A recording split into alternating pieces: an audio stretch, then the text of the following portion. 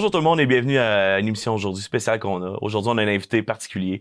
Il s'agit du député Sébastien Lemire qui est venu présenter la semaine dernière son rapport sur les conditions de vie des aînés. Je le reçois aujourd'hui. On va rentrer en deep dive là-dedans et on va peut-être même aller ailleurs, mais pour l'instant, c'est vraiment le focus, c'est là-dessus. Sébastien, bonjour. Bonjour, merci de m'accueillir. C'est moi qui te remercie. Premièrement, comment ça va? Ça va bien, puis je vais répondre honnêtement à cette question-là. Je suis un peu tanné. J'ai hâte qu'on règle des affaires, qu'on parte en élection, parce que ça fait 1 an que moi, ma job est un peu stallée. Le Parlement est dysfonctionnel, puis ça rend ça... Mais en même temps, c'est à l'image, ça fait 6 ans pratiquement ces jours-ci que j'ai décidé de faire le saut en politique. Puis, bon, la première élection, on est tombé dans la COVID, les rapatriements. Après ça, ça a été la gestion de la COVID. Il y a eu toutes sortes de choses, les camions et tout. Et là, on se retrouve dans un Parlement qui est même fermé. Et ça, l'ironie de la chose, c'est comme s'il y avait un lockout dans la Ligue nationale, puis on reproche aux oppositions de ne pas marquer de but. Puis c'est juste Mark Carney puis Justin Trudeau qui font le travail. et à travers ça, on a entendu aussi du n'importe quoi dans toutes les directions. Et il n'y a personne qui parle pour le Québec. Ça, c'est quelque chose de préoccupant. D'abolir les taxes entre les frontières, moi, c'est quelque chose que je trouve qui sonne solution magique. Puis ces solutions magiques-là, j'ai l'impression qu'on va y payer cher à un moment donné, bientôt, peut-être dans quelques années. Mais tu sais, je veux juste donner l'exemple. Fais-toi livrer quelque chose de Purolator ou quelque chose ou chez vous. C'est bien difficile d'avoir ce quelque chose-là en français quand il t'est livré. Fait que ça va être quoi sur toute notre économie? Fait que toi, quand McCartney dit hier, comme hier, là, que c'est important de protéger le français, tu y crois pas vraiment?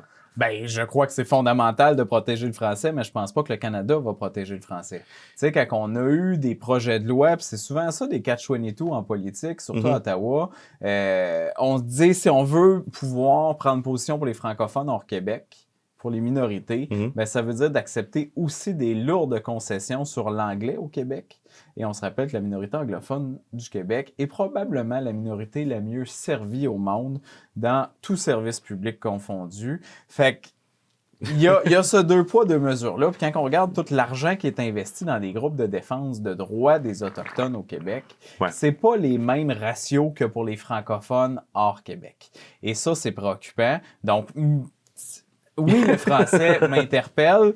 Là, on est déjà parti sur une mais je l'aime quand même, cette dérape-là. Oui, c'est une préoccupation qui est réelle.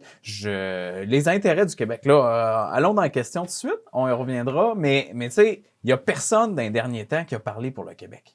Puis regarde ce qui s'est passé la semaine dernière, Donald Trump a donné un sursis à l'industrie automobile du sud de l'Ontario. Encore une fois. À chaque fois que l'économie va mal, on va investir des dizaines de milliards dans l'économie du sud de l'Ontario, dans l'automobile.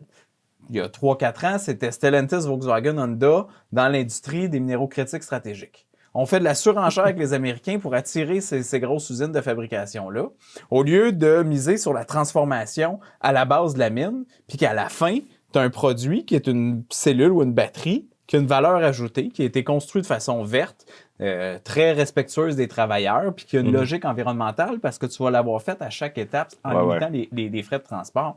C'est pas la stratégie canadienne qui a été faite parce que ça avantageait pas assez l'Ontario. Et là, il y a un deal qui a été fait, encore une fois, de repousser ces tarifs-là sur l'industrie automobile. C'est logique, parce qu'un char va passer à peu près une 60aine de fois de la frontière. Oui, puis ça a un impact majeur sur les consommateurs, si tu regardes toute la transformation de ces choses-là, puis ça s'en vient. Fait que je suis d'accord que ça puisse se faire. Le résultat, par contre, c'est qu'on a vu le tarif sur le lait exploser complètement, bien au-delà du 25%. L'aluminium, c'est la même chose. C'est une industrie qui est essentiellement québécoise. Le bois d'œuvre. Fait que qui parle au nom du Québec? En ce moment, absolument personne. Mark Carney n'a pas dit un mot en français là-dessus. Il a dit des mots français, mais pas ceux-là. Il a juste dit qu'il fallait protéger la langue française et c'est tout.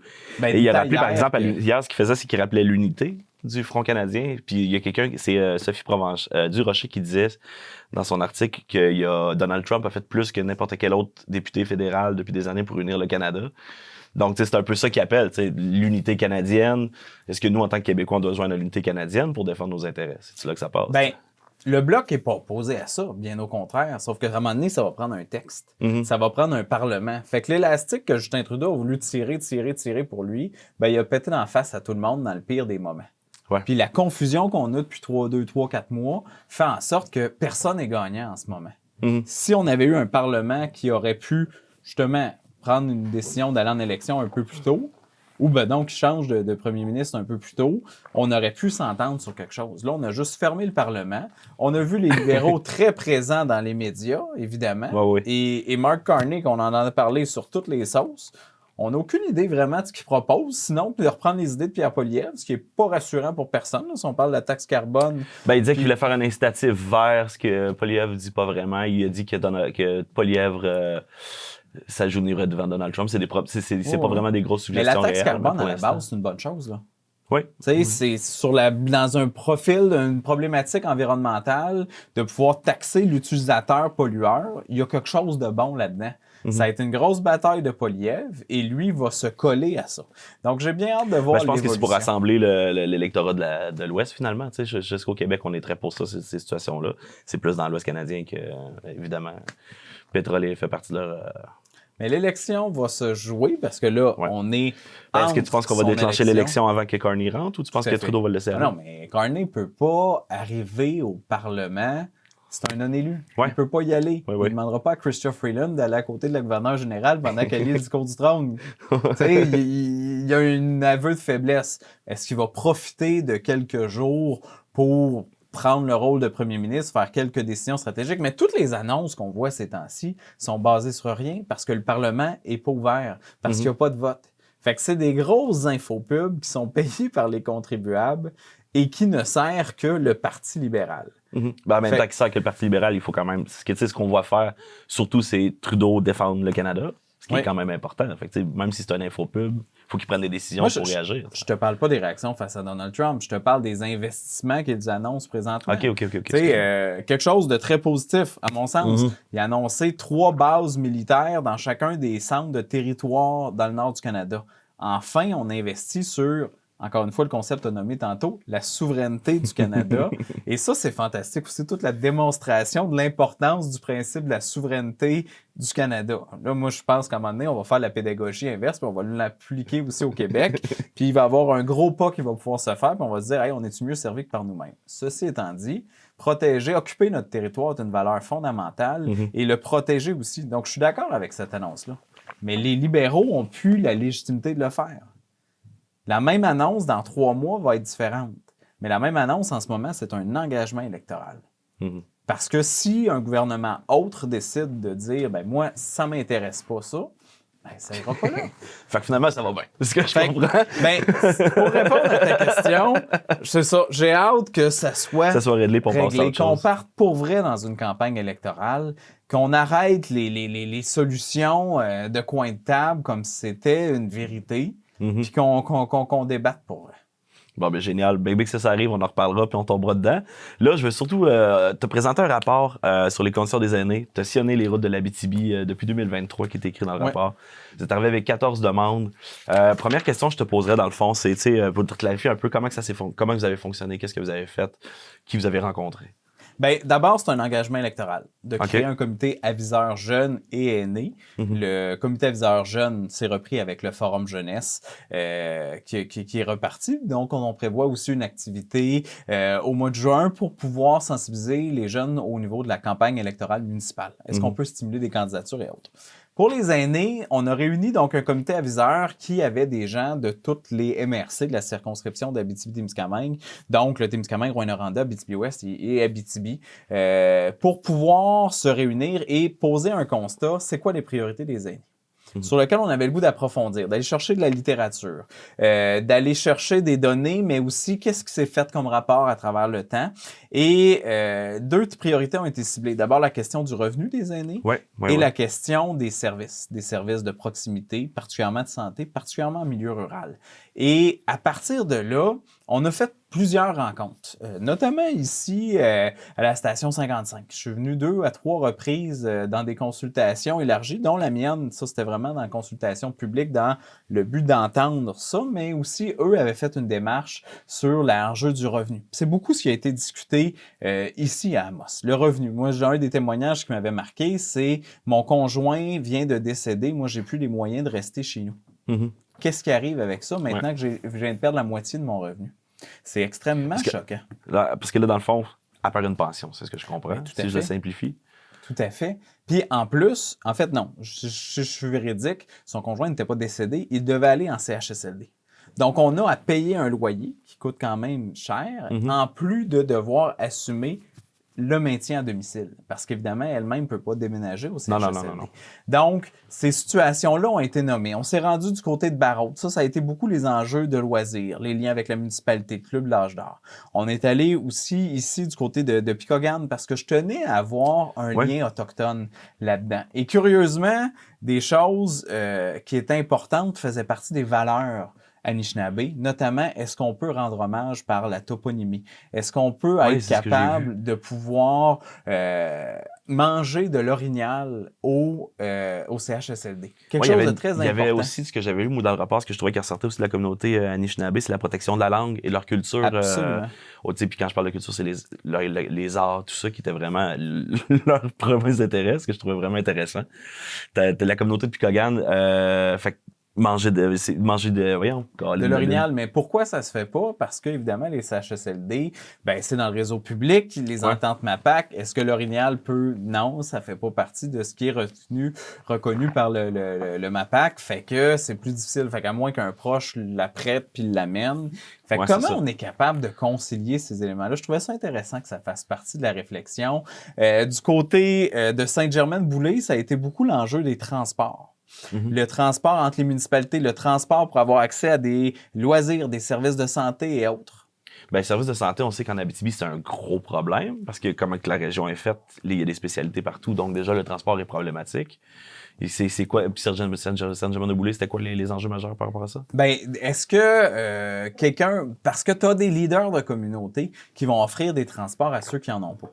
Okay. Mais tu mets beaucoup de pression sur ces 3-4 organismes bénévoles-là, très engagés. Est-ce qu'on est capable de, sans dire les rémunérer, mais au moins fournir des per diem, peut-être un peu plus généreux, tant au niveau de leur kilométrage qu'au niveau, exemple, un repas ou quelque chose, le temps que la personne attend pour son rendez-vous. Comment qu'on peut faire pour améliorer ces conditions-là d'aidance du système de santé? Parce qu'on s'entend, le système de santé coûte très, très, très cher, mais ces gens-là qui gravitent autour et qui sont des quasi-bénévoles font partie de ceux qui tiennent. On a parlé beaucoup des anges gardiens, là, mais les gens, puis particulièrement la question des proches aidants. Puis ça a été beaucoup le sujet à Haute-Siennard. Mais tu sais, pour venir sur tes bénévoles, une chose qui était ressortie dans ton rapport aussi, c'est qu'il y avait beaucoup de paperasse qui était demandée aux bénévoles, qui encombraient leur travail, qui les décourageaient. Qu'est-ce qu'on fait avec ça? T'sais, pourquoi il y a de la paperasse à remplir comme ça? T'sais? Je vais donner l'exemple d'un programme fédéral qu'on gère par le bureau. C'est le Nouveaux Horizons pour les aînés. Le programme Nouveaux Horizons pour les aînés, donc le PNHA pour les habitués. C'est un programme pour appliquer de 25 pages. Fait que le cercle des fermières de à peu près tous les villages qu'on a, autant que le Club L'Âge d'Or, ça repose sur des bénévoles, mais remplir ça, je comprends la notion de rigueur. Je comprends la notion que c'est des services publics, puis tu veux pas dépenser l'argent du public pour rien. Sauf que tout le temps que ça passe, aussi en fonctionnaire qui va lire ces 25 pages-là, ça va coûter probablement autant que le montant qui va être donné. Parce que 25 000 $, il y en a plusieurs qui vont l'avoir, mais ça va être des rénovations, exemple, des enjeux d'équipements majeurs qui vont être donnés. Ça, 25 000 $, c'est le plafond.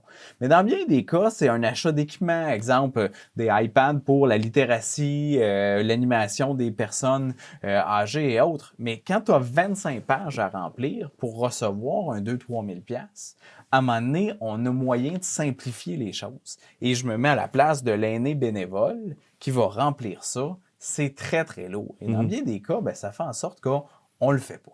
Mais dans les services de proximité, aussi une des choses qui allait, c'est la complexité de la bureaucratie. La complexité de savoir pour un aîné par où tu vas cogner. Est-ce qu'on est capable de fournir un numéro 800, je suis un aîné et... Voici mon problème. Parce que ça ressort dans toutes les sphères, en fait, la complexité des services, autant au niveau gouvernemental qu'au niveau des proches aidants. Vous direz qu'ils ont juste besoin d'une porte où aller cogner. Mais est-ce qu'on est capable de créer ça? Est-ce que ça existe? Un carrefour vieux? À mon sens, ça serait logique de le faire. Puis quelqu'un qui est capable de pouvoir orienter au moins les services de son gouvernement.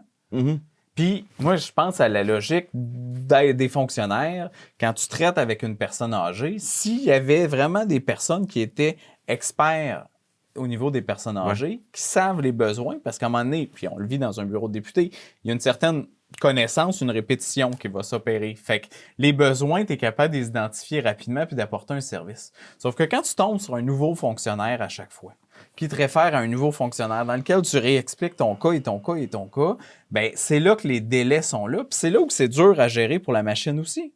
Parce qu'il y a une perte d'efficacité, d'efficience là-dedans. Tandis que peut-être que de temps en temps, l'aîné pouvait avoir besoin d'être pris par la main. Puis si on parle d'un enjeu de sécurité de la vieillesse, ben, il va être capable d'être pris un peu à part puis de le faire avec l'aîné et ça va se régler beaucoup plus rapidement. Ça, c'est le pari que je pense qu'il vaudrait la peine qu'il soit fait. Est-ce qu'on peut mieux outiller nos aînés par une ligne directe et qui va enlever toutes les dédales administratives de peser sur le 5, le 4, le 3? Soyez très attentifs parce que notre menu a changé. Ouais. Puis au lieu de les rediriger vers les ordinateurs aussi, ça, c'est un autre problème parce que la technologie fait partie prenante de tous ces services-là maintenant. Tu sais, quand tu vas chez Service Canada, maintenant, c'est quelqu'un qui t'assied à un ordinateur et qui est en ligne. Fait que, y a-tu des services pour accompagner les personnes âgées dans ce sens-là? Ben, c'est ça qu'il faudrait développer.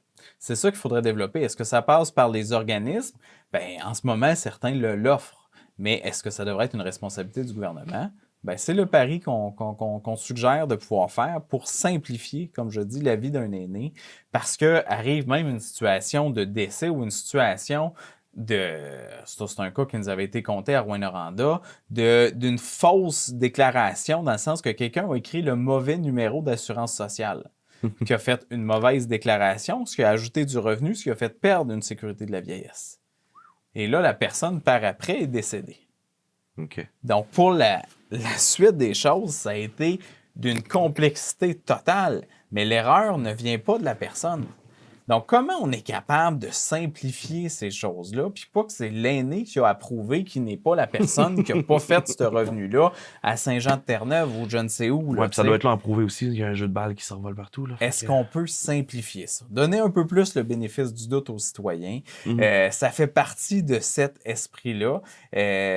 Puis, bon, je finis, là, les zones tout à l'heure, Rouyn-Noranda, à Baudry, est revenu aussi toute la question des services de proximité, les liens de loisirs de municipalité, la question du logement était là beaucoup à Rouyn-Noranda, au Témiscamingue aussi à Témiscamingue. Oui, le logement, on va peut-être en parler un peu plus tard. Mais et à Ville-Marie, ben, c'est beaucoup le défi des gens du Témiscamingue de devoir se rendre ici à Amos, du côté de Rouyn-Noranda, ou de Val-d'Or ou de la Sarre pour des services spécialisés. Tu le disais tantôt, c'est une des forces de la région que d'avoir encore des systèmes de santé qui sont forts par des pôles partout en région. Le défi de ça, c'est que la spécialisation fait en sorte que les gens ont besoin de bouger. Est-ce qu'on peut adapter, exemple, les horaires des gens? Que si tu viens du Témiscamingue, ben que ton rendez-vous soit en début d'après-midi. Ce qui te permet pas nécessairement de partir la veille ou à 4 heures du matin pour être à ton rendez-vous à 9 heures. Puis évidemment, avec tous les jeunes et tout ça, il y a des enjeux souvent de ce côté-là au niveau médical. Parce que partir de Ville-Marie, se rendre ici à Amos, ben, c'est un 3 heures. Puis si tu vas faire qu'un bénévole, c'est pas n'importe qui sont disponibles non plus. Donc... Exact. Puis est-ce qu'on peut essayer de jumeler des rendez-vous? Tu sais, que tu as 2-3 personnes qui viennent de Ville-Marie, ben, qui puissent être un à la suite de l'autre, donc le covoiturage puisse s'organiser. Est-ce que ça se fait dans le système de santé? Est-ce que ça peut se faire? Peut-être pas, mais l'idée mérite d'être mise sur la place publique parce que ça simplifierait la vie des gens, puis il y aurait une économie de coûts. Moi, je ne veux pas remettre en question le modèle décentralisé parce que je pense qu'effectivement, la décentralisation fait partie d'une solution. Puis on le voit comment le mur à mur, partout au Québec ou au Canada, fait en sorte que nos problèmes en Abitibi-Témiscamingue découlent souvent de là. Ouais. Des mauvaises solutions appliquées à plein d'endroits, ben ça fait pas une bonne solution nécessairement rendue en bout de ligne. Ou peut-être que c'est une bonne solution à Montréal, rendue ici à Amos. C'est jamais les mêmes décisions que ça. C'est différent. Donc ça, c'est des éléments. Puis un élément central aussi, la question du revenu. Puis ça, je veux y revenir. Parce que tout a coûté plus cher. Attends, le revenu, on va y retourner. OK. Parce que je suis encore dans le service de santé, c'est que par rapport à ça aussi, il y avait des services... des services de communauté qui étaient faits. Il y avait des infirmières qui se déplaçaient dans les communautés. Oui. Ça a disparu. Il y a même un témoignage qu'une fille qui dit que la COVID a fait plaisir aux dirigeants. Là, je mets pas des mots au nom du gouvernement, mais il y a des gens qui ont l'impression que le COVID a facilité le rapport des choses. Oui. Fait que, tu sais, c'est quel impact ça a eu sur la communauté, ça, d'enlever ces services-là des villages? Ben, puis ça, oui, c'est revenu. Les gens avaient une certaine nostalgie des modèles des CLSC, particulièrement dans les villages. Parce que si on veut maintenir une qualité de vie des aînés, ça passe aussi par le maintien à domicile, par leur réseau et autres. Mais oui, il y a des besoins qui apparaissent dans la vie. Les aînés, forcément, sont moins autonomes. Donc, cette capacité d'avoir un service de proximité est nécessaire. Puis moi, je veux faire attention. Mon but n'était pas de faire une critique, évidemment, du système de santé, mais de porter une voix des aînés qui méritait d'être entendue. Puis, je suis convaincu que notre système de santé va trouver des pistes intéressantes aussi là-dedans pour réfléchir en dehors du filtre peut-être d'une plainte dans le réseau de la santé ou d'un comité des usagers qui demeure quand même des lieux où il y a des politiques internes. Moi, je ne pouvais pas dire aux gens « Ah ben regardez, je suis député fédéral, ce que vous dites, ça me concerne pas, etc. » On voulait garder une intégrité. C'est pour ça qu'on rentre pas tellement dans les pistes de solutions, mais dans les demandes des aînés. Et ça, c'est un pas qui est important dans la façon dont on présentait les choses, parce que on veut que ça soit entendu. Tout ayant comme principe que le statu quo, en ce moment, ne sert personne et n'aide pas les aînés. Mais, encore là, prenait l'exemple d'un numéro 800. Le système de santé est un bel exemple. Tu es un aîné, c'est d'entrer une porte pour les aînés, puis voici les services qui sont offerts aux aînés, par et pour les aînés. Je pense que ça pourrait faciliter les choses. Il y a des sites Internet qui peuvent t'aider, mais encore là, il faut que tu ailles sur Internet. Tout à fait. On va y aller là, dans la question des finances, parce que tu parles que le statu quo est inacceptable. Je pense que c'est quelque chose qui est majeur. Je lisais que les femmes seules avec une pension vivent avec à peu près 30 000 $ par année, que les pensions sont pas assez hautes. Qu'est-ce qu'on fait? C'est quoi leur demande face à ça? J'imagine c'est les augmenter. Tu disais aussi qu'il y avait... Je lisais dans le rapport aussi que les SRG... Oui, supplément de revenu garanti. Dès qu'il y a un revenu additionnel qui arrive, ben c'est souvent coupé. Donc ça, une des problématiques, comment on peut favoriser les aînés le maintien au travail? Parce qu'ils ont le sentiment que s'ils travaillent, ben, ce qu'ils vont gagner de la poche gauche vont le perdre de la poche droite. Notamment par le principe du supplément de revenu garanti. Aussi, Québec augmente le revenu des aînés, la pension, ben le SRG va les couper d'à peu près le même montant. Fait qu'en bout de ligne, si Québec est généreux, ben les aînés du Québec sont pas gagnants, puis Ottawa va mettre plus d'argent dans ses coffres pour mieux la distribuer ailleurs. Il y a quelque chose de franchement choquant là-dedans par la façon dont fonctionne le système. Puis ça, bon, je m'en permets une parenthèse politique. C'était une des solutions que le Bloc québécois voulait amener aux dernières législations. C'était le projet de loi C-319 de ma collègue Andréane Larouche pour augmenter le revenu des aînés de 60 à 80 $ par mois. Donc, du supplément de revenu garanti. Ça, après ça, dans les critiques qu'on a eues, ouais, mais là, les boomers qui s'en vont en Floride, les snowbirds, là, ils n'ont pas besoin de cet argent-là. Bien, effectivement, ils vont le récupérer en impôts. Mais ceux qui en ont besoin, ils vont l'avoir directement. Et ça doit se faire et que ça fait la différence. Tous les partis politiques ont voté pour. Mais la confusion du Parlement de la dernière année dont on parlait tantôt a fait en sorte qu'il n'a jamais été appelé, ce projet de loi-là, à faire toutes les étapes. Et ça, c'est extrêmement choquant et très lâche de la part tant des libéraux que des conservateurs qui disent oui, publiquement quand c'est le temps, mais quand c'est le temps d'agir pour vrai, ils ne l'ont pas fait. Fait que les libéraux ont proposé quoi? Un chèque de 250$ qu'ils n'ont jamais envoyé, puis de pouvoir avoir une taxe sur les commerçants qu'il fallait qu'ils changent tout leur système informatique pour enlever la TPS pendant 2 mois de temps pour que des gens qui ont les moyens de se payer des bonnes bouteilles de vin puissent les avoir pas de taxe. Ou une console de jeux vidéo, tout ça. T'sais, c'est une mesure qui avait été très décriée, mais une solution facile qui aurait coûté 3 milliards, qui aurait aidé 1 million de Québécois, d'aînés québécois de 65 à 74 ans, et 4 millions de Canadiens au total, ben, ça aurait été d'augmenter de façon durable le revenu des aînés par le SRG. Ça s'est pas fait par justement une lâcheté politique, et ça c'est revenu extrêmement souvent, comment on peut augmenter le revenu des aînés pour augmenter leur qualité de vie. Puis ça, le panier d'épicerie coûte plus cher. Si on parlait de la COVID tantôt, ça a explosé, là. Les logements sont plus chers, c'est fou. Là, parce que ce que je lisais dans ton rapport, c'est que les loyers, ça tourne aux alentours de 2 000 $. J'arrondis j'arrondis. Fait que si tu comptes que la dame, elle a 30 000 dans son année, puis qu'elle paye 2 000 par mois, ça commence à devenir cher. Les aînés qui ont pu garder leur maison se retrouvent beaucoup plus chanceux, leur appartement, à un prix là, fixe durant plusieurs années. Mais ceux qui sont contraints de déménager actuellement, ça pose un impact très, très, très difficile qui hypothèque énormément les qualités de vie puis qui amène à faire des choix qui sont très lourds. Très lourds.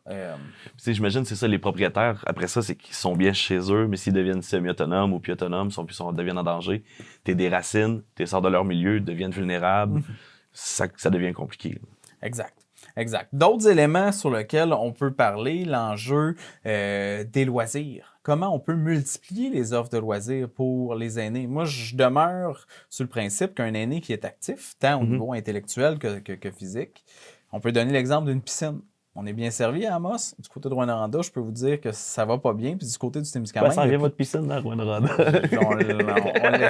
on l'espère, mais tu sais, elle se fait fermer aux 3-4 mois parce que, justement, mais plus il va avoir ces offres de loisirs-là, plus les gens vont être actifs. Ben, c'est de l'argent qu'on met pas, justement. Mais c'est quoi, dans le fond, c'est quoi qui est décrié? Parce que pour moi qui est jeune et qui est capable d'utiliser les services, c'est qu'ils sont pas accessibles, ils sont pas utilisables, ils sont pas adaptés. C'est quoi le problème au juste? On s'est fait donner comme exemple, ça me semble c'est du côté de la SAR, l'accès à un gymnase. OK. Bien, évidemment, dans certains contextes, ben, il peut y avoir une école, il y a le gymnase de l'école. Mais évidemment, pendant les heures de classe, tu ne peux pas donner accès. Ça, on comprend parce que tu ne veux pas mélanger des enfants avec des citoyens, parce que pour le risque de proximité et tout ça.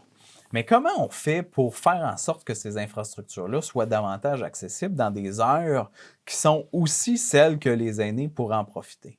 Parce que s'il faut que ce soit avant 7 heures le matin puis après 7 heures le soir, on perd la clientèle aînée. T'sais. Puis est-ce que c'est de construire davantage d'infrastructures? Bien, si c'est ça, pour moi, c'est un investissement. Au même titre qu'on d'investir dans le système de santé parce que tu investis dans la santé des individus. Il faut que ces équipements-là soient utilisés, mais si on les rend justement accessibles et abordables pour les gens, bien, il va y avoir une retombée qui va servir à tout le monde. Ça, moi, j'en suis convaincu que l'argent qu'on met dans les infrastructures sportives, c'est de l'argent qu'on n'a pas à mettre dans le système de santé. Si tu gardes du monde plus en forme plus longtemps, donc nécessairement, ça va coûter moins cher au système. Ce qui est un défi.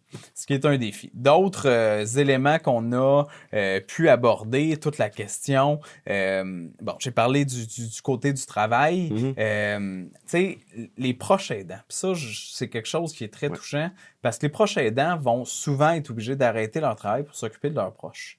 Bien, est-ce qu'on peut ajuster l'assurance-emploi aussi pour eux? C'est une bataille qu'on a faite au Bloc il y a quelques années. Ajuster l'assurance-emploi, dans le fond, c'est qu'ils continueraient pour les journées de travail manquées, avoir une compensation. Parce que pour l'instant, il n'y a rien. Si tu t'occupes, ben, c'est très limité. On a fait un premier gain là-dessus. Mais est-ce qu'on peut l'avoir pendant 25 semaines et même les 50 semaines? Là? Ça, c'est une bataille qu'on avait faite au Bloc québécois. Pour les gens qui ont des maladies, exemple le cancer, est-ce qu'on peut pouvoir faire en sorte qu'on étend au maximum les prestations d'assurance-emploi parce que tu veux te concentrer sur ta guérison? Mais la situation des proches aidants, elle est problématique parce que trop souvent, ces gens-là hypothèquent complètement leur vie et ne sont pas à l'écoute de leur corps et de leurs besoins. Et c'est des gens qui sont totalement dévoués. Comment on peut assurer donc qu'il y ait un revenu qui continue de rentrer, mais aussi avoir des mécanismes qui peuvent faire en sorte que s'ils lèvent leurs mains et disent hey, « là, en ce moment, je me sens épuisé et j'ai besoin d'aide », qu'on soit capable de donner un répit rapidement. Il y a des organismes qui offrent du répit et des choses, mais c'est quoi? Le problème, c'est qu'il n'y en a pas assez, que c'est pas assez tendu? Souvent, ce qu'on a nommé, puis ça, c'était particulièrement au Thiénard, ce qu'on a nommé, c'était le défi que tu te mets sur une liste d'attente à partir du moment que tu exprimes un besoin. Mais la situation des proches aidants, c'est que ce n'est pas des gens qui expriment des besoins. Là, c'est peut-être très mâle, là, très gosse qu'on nomme, là, mais je veux faire cet exemple-là. On n'est pas, ou très québécois, je vais le dire comme ça d'abord, on n'aime pas démontrer une souffrance nécessairement, sauf que quand on lève la main pour dire là, ça va pas, c'est là que le besoin est. Si c'est dans 4 semaines, ben dans 4 semaines, tu vas avoir porté peut-être les ajustements, peut-être larguer certaines choses, ou peut-être tu vas t'avoir égratigné un peu, mais dans 4 semaines, le besoin ne sera peut-être plus là. Mais au moment où que le besoin est exprimé, il faut être capable d'avoir l'agilité et la rapidité de le faire. Ça, c'était quelque chose qui ressortait parce que la personne ne le prévoira pas 4 semaines d'avance qu'elle va en avoir besoin. C'est un breakdown. C'est un bris émotionnel. Tu as besoin d'un break, tu as besoin d'une pause. Fait que comment on est capable d'offrir cette proximité-là, cette agilité-là dans une population aussi qui est vieillissante et dont les besoins sont de plus en plus importants. Ça ressortait, puis c'était quelque chose qui est important. Puis là, Colin, on y allait, puis t'es bon parce que t'as fait tes devoirs. Je veux juste m'assurer qu'on oublie rien, les services de santé. Les mesures fiscales, ben ça, on l'a nommé, comment s'assurer que c'est pas de la poche gauche qu'on perd ce qui est de la poche droite, mais favoriser le travail. Moi, un aîné qui est encore sur le marché du travail va se garder actif, va pouvoir transmettre sa connaissance. Ouais, puis on est dans un contexte de pénurie de la main-d'œuvre. Oui, d'un. Puis selon le contexte, ça dit que si lui travaille, il y avait un des témoignages qui disait là, qu'il y a une dame qui était demandée de transmettre son savoir, mais elle refusait de le faire parce que finalement, elle perdait de l'argent si elle allait retourner travailler. Et même pour les entreprises, de faire des fois des journées de travail de 3, 4, 5 heures, 1, 2, 3, 4 jours par semaine. Juste ça, c'est quand même quelque chose qui, dans la logique comptable, n'est pas possible. Fait que comment on peut y remédier pour favoriser que les aînés puissent ajouter quelques journées de travail qui peuvent faire toute une différence sur leur vivacité, mais aussi une qualité de vie supplémentaire. Ça, d'ailleurs, je veux saluer Jean-Guy Couillard, qui est un aîné d'Amos et qui était jusqu'à tout récemment, en tout cas très actif là, du côté de la coop IGA, et que j'avais invité dans ces moments-là au comité de l'industrie. Parce que j'avais amené l'idée d'une étude sur la pénurie de main-d'œuvre et donc sur les PME et comment on peut apporter des solutions. Bien, les solutions aînées qu'on réfléchissait au moment de faire le rapport, les consultations, bien, on les a amenées aussi au comité de l'industrie. Moi, ça a fait partie de l'annexe qu'on a écrit qui était beaucoup pour les gens vulnérables ou enfin en dehors du marché du travail, comment qu'on peut faire en sorte que les clientèles plus vulnérables puissent contribuer. Et mais dans le contexte des témoignages, quelle solution, quel impact que ça a sur nos entreprises. L'UQAT était venu et aussi les gens de la table métal de l'Abitibi-Ouest pour présenter cette réalité-là des solutions. Mais l'enjeu des aînés, j'étais le seul à proposer une rencontre, puis c'était M. Couillard là, qui avait participé. Comment on peut offrir cette flexibilité-là à nos aînés, tant au niveau fiscal qu'au niveau des conditions de travail, ça peut faire toute une différence. Ça serait d'offrir des assouplissements, dans le fond, sur le revenu qu'ils puissent gagner pour pouvoir équivaloir un salaire qui a du bon sens. Ben, total, mais tu sais, là, en ce moment, ce que tu vas travailler pour 5 000 $, c'est à peu près ça que tu peux faire sans être pénalisé. Mais on s'entend que 5 000 $, ça s'atteint assez rapidement. Après ça, tu es pénalisé. Donc, comment augmentons ce plafond-là, simplement? Est-ce que c'est nécessaire de faire de l'argent sur le dos de l'aîné qui poursuit? C'est pas ça qui va faire équilibrer le trésor, mais ça peut faire tout un impact pour la business, pour l'entrepreneur qui est capable de demander à un aîné de transmettre le savoir de la machine qui est à opérer. Puis de permettre à l'entrepreneur de développer l'entreprise. C'est très simple, mais ça prend quand même cette flexibilité-là. Puis il n'y a personne qui veut travailler pour rien vraiment dans la vie. Non. Donc, est-ce qu'on est capable de donner cette chance-là aux personnes aînées? Ça, je pense que très simple et tout le monde y gagnerait. Puis c'est pas d'obliger les gens à travailler. On n'est pas dans cet ordre-là. Non, mais c'est de leur donner l'option de continuer à le faire, par contre. Va avoir un avantage direct.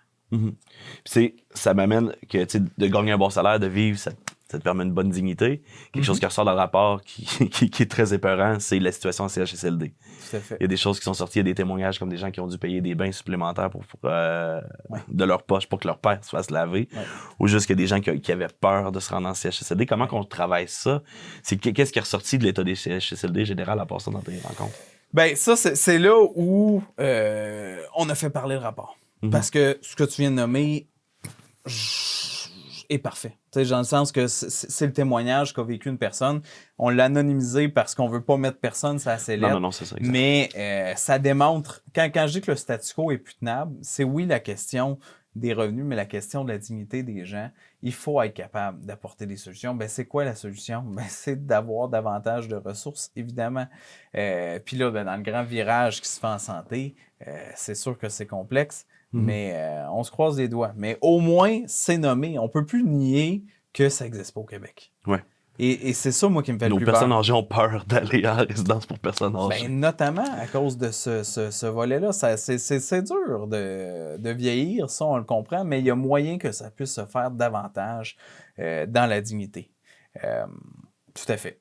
D'autres enjeux, briser l'isolement. Comment on fait en 2025 pour faire en sorte que les gens se rassemblent? Comment on fait pour que les gens aient un plaisir à échanger, qu'il y ait des prétextes? C'est-tu des événements? On est-tu dans des offres de loisirs? Mais il faut être capable de stimuler ça sans que ça relève toujours ses épaules des 2-3 mêmes personnes dans une communauté. Et reconnaître le bénévolat. Est-ce qu'on est capable de valoriser encore davantage ces gens-là qui ont le cœur sur la main et qui font la différence sur la vitalité d'une communauté? Ça aussi, ça fait partie des choses qui pourraient faire en sorte que ces exemples-là se multiplient et qui vont faire toute la différence dans la qualité de vie d'une personne. C'est là, on passe du CHSLD à l'appartement. Là, une autre chose qui ressortait dans ton rapport, c'est le manque de place pour les personnes âgées, le manque de résidence. Puis, c'est un des problèmes majeurs, je pense, c'est le coût de construction, c'est les délais. Qu'est-ce qu'il disait ton rapport d'autre à part, c'est l'absence de programme. Essentiellement, des programmes qui sont adaptés pour les aînés. Parce qu'évidemment, on est toujours dans la même logique. Un constructeur ne construira pas des maisons par charité. Il va les faire s'il est capable d'assurer une certaine rentabilité. Mais rentabiliser... Et puis, un exemple que je nommais souvent pour faire réfléchir dans les consultations publiques, l'exemple de l'île verte, ce qui est arrivé est un drame épouvantable. On se rappelle la situation des gicleurs qui a été la solution qu'il fallait implanter mur à mur. Une des questions que je me pose toujours à travers ça, c'est quel impact finalement ça leur a eu d'obliger par une norme ça? C'est que la plupart des résidences de personnes âgées étaient souvent des maisons mal adaptées. L'exemple de résidence de sœurs qui a été transformée en résidence de personnes âgées. Et dans le contexte, si les aînés n'ont pas accès à une maison des aînés, par exemple, ce qui est la Cadillac, mais à 800 000 $ la porte, de ce qu'on comprend, les nouveaux coûts de construction, tous les normes que ça exige, est-ce qu'il y a des aînés qui sont laissés pour compte et qui finalement sont en dehors du système et vont avoir des conditions beaucoup moins salubres, beaucoup moins dignes que d'être dans un appartement qui n'a pas de gicleur. Et tout l'argent qui a été mis pour gicler les services, c'est de l'argent que tu n'as pas construit des nouvelles habitations. Et en bout de ligne, est-ce que plus d'aînés ont vieilli dans une certaine forme d'insalubrité ou de souffrance? Ça, ces gens-là sont en dehors du système et on ne les comptabilise pas. Et ça, c'est quelque chose qui m'a fait réfléchir beaucoup, beaucoup pendant ces consultations-là. Est-ce que l'argent, évidemment, est investi à la bonne place, mais est-ce qu'on peut avoir des programmes qui nous permettront de construire davantage? Moi, le risque zéro, évidemment, j'y crois pas. On l'a vécu un peu dans la COVID, là, avec tous les impacts que ça a eu, notamment sur l'isolement des aînés, dont plusieurs ne sont pas ressortis. Après ça, tu sais, l'habitude d'être enfermé, puis ça, c'était très palpable. C'était aussi ça, le besoin. Et là, je passe du coq à l'âne. Parce que, tu sais, quand tu parles du risque zéro dans le système, dans le monde des personnes âgées, c'est quoi? C'est de protéger les entrées? Qu'est-ce qu'on veut dire? On se remet. Puis une des raisons pourquoi j'ai voulu aller en consultation publique, puis qu'on les a multipliés, comme je dis, on en a fait 10, c'était le besoin des aînés de s'exprimer, de briser l'isolement, parce qu'on se rendait compte qu'à ce moment-là, donc 1 an ou 2 après la pandémie, ou 3, l'habitude ou le message donné à chaque jour, si tu sors de chez vous, tu risques de mourir. Si tu croises quelqu'un, tu risques de mourir. Je l'exagère un peu, mais pas tant que ça, a fait en sorte que ça s'est intégré énormément dans le quotidien de beaucoup d'aînés, et donc qui se sont isolés énormément. Et donc, comment on peut faire en sorte d'aider à ouvrir la porte et créer à même un espace de résidence pour les aînés ou des aînés qui sont à la maison, des lieux de vie dans lesquels les gens recommencent à créer une socialisation. Comment on fait pour attirer vers cette socialisation-là? Ça, c'est un des défis aussi qui était ressorti là-dedans. Donc, le risque zéro n'existe pas, mais si on réfléchit en fonction toujours de ce risque zéro-là, est-ce qu'on laisse beaucoup plus de gens pour compte? Est-ce qu'on va nuire à des gens davantage que finalement prendre un peu plus de risques dans notre société. Ben, l'exemple des gicleurs, pour moi, parle de ça. Est-ce qu'on est capable de maximiser un nombre de constructions pour faire en sorte qu'il n'y ait pas d'aînés qui soient laissés pour compte? Et à l'inverse de fermer des bâtiments parce qu'ils sont pas aux normes. Sans dire qu'il doit... Tu sais, on s'entend qu'il y a des normes de salubrité, là. Oui. Mais est-ce que le fait de tout reconvertir et que l'argent public soit mis en priorité dans des gicleurs, est-ce que ça a été la meilleure des décisions? Je pose la question, pas parce que j'ai une solution, mais parce que ça démontre qu'il y a des gens qui ont été laissés pour compte là-dedans, puis ça coûte très cher. Fait que dans le fond, c'est ça. Ce que je comprends, c'est que ton rapport, c'est vraiment ça. C'est de poser des questions, rallumer la flamme. Rallumer la flamme. Mais de ramener la situation des aînés à l'avant-plan. C'est quoi la suite du rapport? On dit que en Afrique, là, ça prend tout un village pour élever un enfant. On peut-tu ramener cette logique-là aussi vers nos aînés et de reconnaître les pionniers qu'ils ont été, t'sais? Fait que ce que moi j'espère, c'est qu'effectivement que ça soit lu, que ça l'alimente des réflexions vers les différents groupes, tant d'intérêt chez les aînés que chez les décideurs publics. C'est sûr que moi, au niveau fédéral, ben ça me permet de renforcer aussi mon sentiment des solutions qu'on propose au niveau du revenu, au niveau de la simplification de l'appareil gouvernemental, comme je disais, le programme PNHA, par rapport au travail, par rapport à tellement d'enjeux dont on pourrait mettre les aînés au centre de nos décisions. Puis, investir dans nos aînés, dans la plupart des cas, c'est d'investir aussi dans notre économie locale. Et moi, je rejette cet argument-là qui vont dire, ben non, les aînés sont tous en Floride. De toute façon, il arrive un contexte actuel où les aînés n'ont plus le goût d'être en Floride. Ils sont en train de revenir, ouais. Mais tu sais, c'est un luxe que peu d'aînés ont. Tu sais, l'image rose qu'on a de certains aînés qui, justement, vont à la retraite dorée, ben c'est pas le cas de plus de 80, 90, 95% des aînés. Il faut avoir cette ouverture-là, cette curiosité-là d'aller vers nos aînés, puis effectivement, d'avoir des solutions concrètes. Fait que c'est sûr qu'en campagne électorale, on va en proposer. Puis je me permets un peu, dans un esprit de scope aussi là-dessus, tu me parlais de suite des choses, ben on constatait que beaucoup d'organisations travaillaient en silo. OK. Des services pour les aînés, les gens qui offrent des services ne se connaissent pas nécessairement. Il y a des gens qui peuvent être très complémentaires, mais qui ne se connaissent pas, même en région. Donc, l'idée, ça serait probablement cet automne de créer un sommet sur la situation des aînés en Abitibi-Témiscamingue, qui partira des constats qu'on a mis de l'avant là, mais d'avoir des conférences, ateliers, tables rondes pour pouvoir faire en sorte que les gens, notamment, se réseautent, se connaissent, mais réfléchissent ensemble collectivement quel sort on veut réserver aux aînés de la région. Puis comme je dis, moi, je pense que le CISAT fait partie de la solution.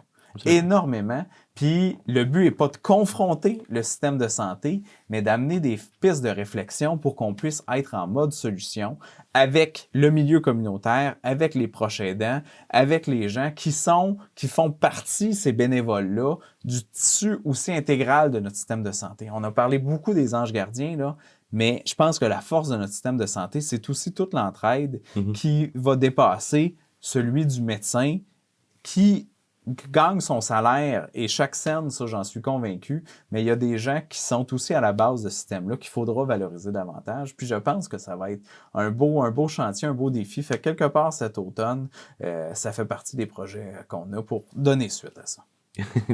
Ben super Sébastien. Enfin, il y a juste une citation dans le rapport qui m'a vraiment beaucoup parlé, qui est de Gérard Thomas, le gars qui est l'aviseur, qui disait que l'État-providence qui nous ont inspiré, excuse-moi, je vais me reprendre. L'État-providence qui ont espéré mettre en place est maintenant en piètre état en 2025. Ouais. Donc le travail continue. On continue de consulter les personnes âgées. Et ensuite, qu'est-ce que... Et moi, ça fait partie de mes valeurs, ça. Tu sais, la notion d'État-providence, je suis peut-être un nostalgique de ce modèle-là, mais je suis convaincu que dans les défis qu'on a aujourd'hui, tu sais, j'ai pas de médecin de famille, là. J'ai jamais eu accès, je suis chanceux, j'ai quand même une bonne santé, mais je suis convaincu que le jour qu'il m'arrive une bad luck solide, on est capable de rentrer dans le système de santé et on va être très, très, très bien pris en charge. Mais est-ce qu'on est capable de pouvoir aussi travailler en amont? Est-ce qu'on est capable de prévenir? Est-ce qu'on est capable d'améliorer les conditions de vie, des conditions physiques des gens? Est-ce qu'on est capable de pouvoir voir l'État comme un allié? Tout ça fait partie des défis de société qu'on a, mais la mode actuellement est davantage depuis, puis c'est pas nouveau, là. Non, ça fait longtemps que le tissu social, il y a des trous qui se forment dedans. Critique de ça. Comment on peut améliorer les conditions même d'emploi dans le réseau de la santé et dans le réseau de proximité aussi des services vers les personnes âgées. Je pense qu'il y a là, mais c'est de valoriser ça. Les cultures autochtones sont particulièrement belles sur le rôle du elder, de l'aîné qu'on met au centre, puis avant chaque rencontre, il y a un aîné qui va prendre la parole pour rappeler les valeurs essentielles qu'on doit avoir dans nos discussions. Évidemment, celles qui nous rattachent à la terre, mais qui nous rattachent aussi dans une forme de spiritualité commune. Est-ce qu'on peut s'inspirer de ce modèle-là davantage, puis se rappeler que la qualité de vie qu'on a, ben, on l'hérite aussi de gens qui nous ont précédés, puis qui ont construit la région, qui ont construit notre pays, puis il faut leur rendre grâce. Si les gens veulent consulter ton rapport, Sébastien, c'est où qu'ils vont? www.lemire.info lemire.info sur mon site Internet. Il y a le lien vers le rapport. Comme on disait tantôt, il y a un petit mot du député, mais ces besoins-là, mais aussi l'ensemble des témoignages, comme tu le disais, qui sont la véracité du contenu du vécu des gens. Et on trouvait important que ça soit cette formule-là. Puis c'est pour ça aussi que ça a pris 1 an de plus à le rendre public, là. Parce qu'on a décidé que ça serait ce type de rapport-là dans lequel, finalement, c'est la trace des gens. Mais ça a été un travail, je ne veux pas dire de moine, mais quasi que de retranscrire tous ces verbatims-là et que ça ressemble aussi aux personnes âgées. Donc, lemire.info, sur le site Internet, c'est là que se retrouve le rapport. Mais Sébastien, je te remercie d'avoir pris le temps d'être venu, de rentrer dans la discussion, d'approfondir ton rapport. Ben merci, puis ça a été. Je suis content qu'on ait pu parler de beaucoup de ces aspects-là, même si parfois mon côté TDA est ressorti un peu dans la discussion, puis les gens à la maison ont peut-être perdu le fil, mais ça démontre à quel point il y a un cri du cœur qui est donné là-dedans, il y a un signal de détresse. Puis en terminant, je veux juste donner un exemple. Quand j'ai voulu faire dans mon dépliant que les gens reçoivent par la poste, c'est il y a 3 ans, faire une pétition pour pouvoir augmenter le revenu des aînés. On en a reçu plus de 5000 dans la circonscription, signatures de gens.